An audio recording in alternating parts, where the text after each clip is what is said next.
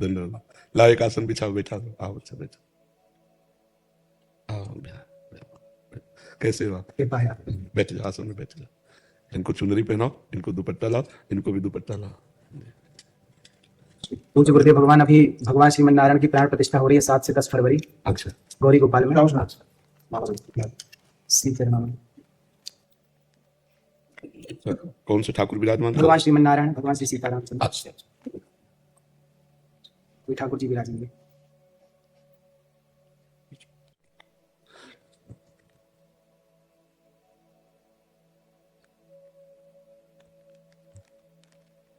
ये हमारे लिए जी।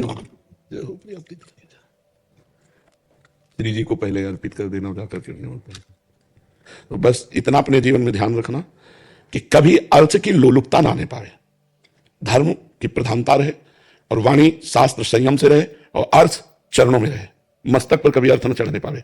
अर्थ नहीं, मस्तक तो सिर्फ भगवान के लिए है, अर्थ चरणों में, मस्तक पर भगवान और वाणी में शास्त्र सम्मानित शब्द, तो सदैव विजयी रहोगे। जहां कहीं हमारे अंदर अर्थ की प्रधानता आ जाएगी, दिमाग अर्थमय हो जाएगा, वहां हम हार जाएंगे।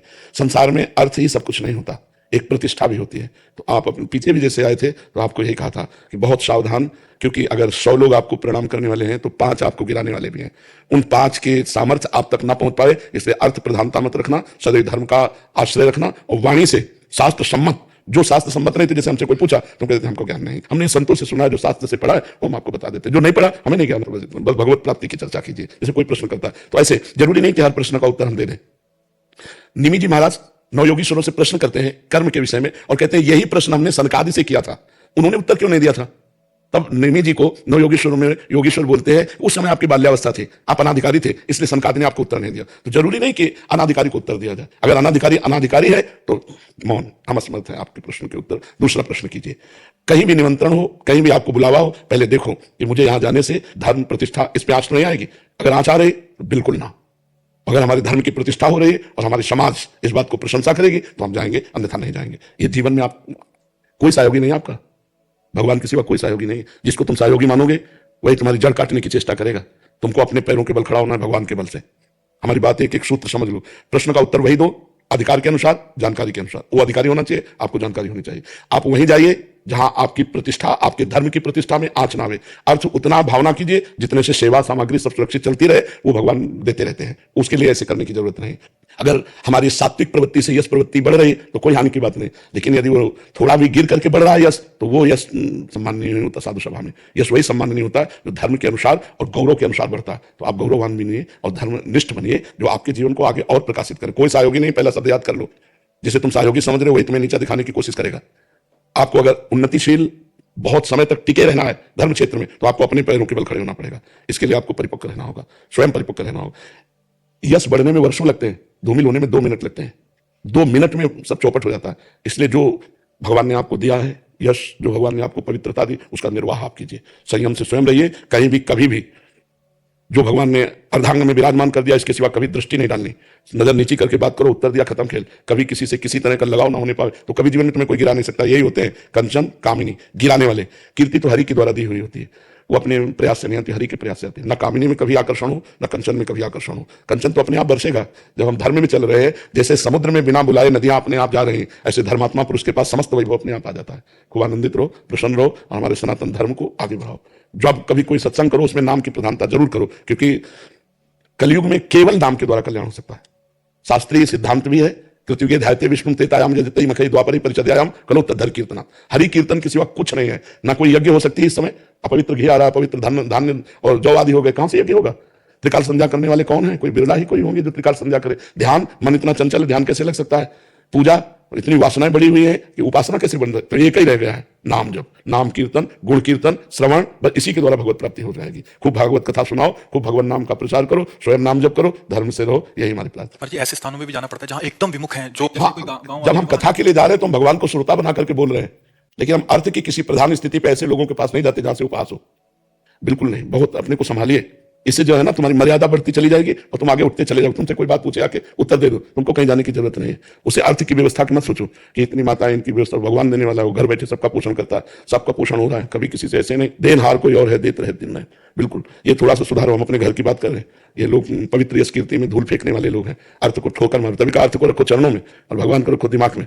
निर्वैर हमारा जीवन होना चाहिए। तो ये बहुत बड़ी क्षमता है और बहुत बड़ा यश है, दोनों को संभाल लो। अब ऐसी जगह मत जाना जहां जाने से थोड़ा भी कोई विक्षेप करे, थोड़ा भी कोई तुम्हारे ऊपर उंगली उठावे। घर बैठे सब होगा, हमारी बात मान ले, घर बैठे सब होगा, अपने आप सब आएगा, तू चिंता मत कर, तू आगे बढ़ और भगवान सहयोगी है। हमें ये बहुत अच्छा लगा कि जैसे सैकड़ों माताएं हैं ना, बहुत उत्तम बात है बच्चा। बूढ़े बाड़े इनकी कोई सेवा नहीं कर रहा, जैसे सेवा करना बहुत बड़ी बात है बच्चा। इससे भगवान बहुत जल्दी प्रसन्न होते हैं। एक तो वयोवृद्ध और एक जिनकी कोई सेवा नहीं कर रहा, उनकी सेवा जो करने का तुम्हें सौभाग्य मिला, बहुत बात है। और भगवान ऐसी जगह अर्थ अपने आप भेजते हैं। तुम चिंता मत करना कि सैकड़ों माताएं इनका भरण पोषण के लिए हम कहीं जाने, ज्यादा परेशान मत हो, अपने आप सारी व्यवस्था होती है। जो धर्म से चलता है, परोपकार करता है, जो भगवान का यश गाता है, अपने आप व्यवस्था होती है। तुम उसकी चिंता मत करना। तुम अपनी निष्ठा पे रहो और स्वयं संध्या करते हो, गायत्री जप करते हो, हाँ स्वयं करना, कम से कम 2 बार की संध्या तो करना ही। और कुछ मंत्र गायत्री के जरूर जपना, क्योंकि उसके द्वारा बुद्धि प्रकाशित होती है। शास्त्र सम्मत ज्ञान जो होता है ना, वही लोगों को आकर्षित करता है। तो गायत्री माता भगवान श्री कृष्ण का ही स्वरूप है। तो श्रीमद् भागवत श्री कृष्ण का वांग्मय स्वरूप है। तो गायत्री की कृपा से भागवत में प्रवीणता आएगी। तो दोनों काल सूर्य को अर्घदान करना और गायत्री जप करना और मुद्राओं के द्वारा संध्या को पुष्ट करना। सुमुखम संपुटम च विदितम विस्तृतम आता है, सुमुखम संपुटम च विदितम, ये तो प्रारंभ में सिखाया जाता है। तो गायत्री मुद्रा के साथ गायत्री का जप निश्चित, इससे आप सुरक्षित बने रहेंगे। गायत्री देवी बुद्धि को प्रकाश करने वाली है। ठीक है बच्चा। कल रात्रि को गुरुजी सुबह स्वप्न में भगवान श्रीमन नारायण का ठाकुर जी विराजित थे मंदिर में, और स्वप्न में भगवान जी के पास जाना हुआ। भगवान जी मंदिर से बाहर आए और गोद में आकर के बैठ गए। ये स्वप्न जब से मैंने देखा तो बस दिन रात वही चलता। हाँ बहुत कृपा है। ऐसा लगता भगवान जी ने कहा कि हमें खीर और कढ़ी खिलाओ। जी। तो ठाकुर जी अभी भगवान जी विराजेंगे ना, जी। तो मैंने बोला कि सबसे पहले ठाकुर जी को वही भोग लगाएंगे। ये पवित्र हृदय में भगवान का प्रकाश होता रहता है। आप बहुत पवित्र हृदय वाले हो, बहुत सावधानी से बस चलते रहो, क्योंकि ये बात हमारी पकड़ लेना, कोई तुम्हारा साथी नहीं है, भगवान के सिवा कोई साथी नहीं है। अपने आप को सुरक्षित रखने के लिए बस सावधानी रखो, निष्कलंक जीवन व्यतीत होना चाहिए। ठीक है। धन धन।